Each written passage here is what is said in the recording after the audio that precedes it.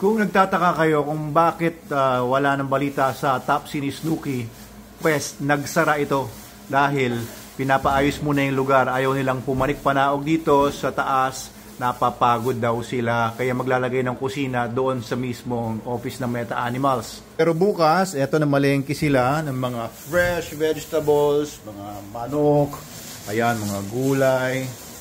Kasi bukas ang unang catering job nila. May catering na si Topsy ni Snooki. Isang araw lang nagbukas pero biglang may kliyente na. May catering event bukas ng Meta Animals. 56 packs yun, no? 56 packs! Pak, pak, pak, pak, pak, pak, pak, pak, pak, pak, pak, pak.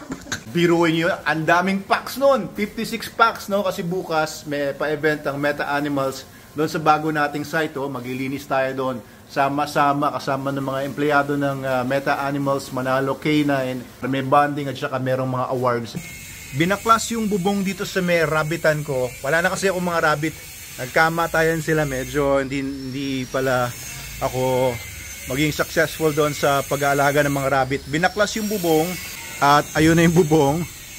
Ikakabit na nila doon. So wala na yung bubong dito ng rabbitan. May konti nilang natitira doon. At ito, ayan na. Ayan, so ayusin nila yung bubong dito. Lagyan ng bubong nila Kuya Gudoy para malilim nga naman pag umuulan. Kasi napapagod daw yung mga girls natin dito sa Topsy ni Snooki na panikpanaog doon sa bahay at pabalik dito. Follower, sige, shout out. Ayan, sa lahat ng mga nagmamahal. Si Mark Anthony Rivera Mendoza, ang kilabot ng makamot.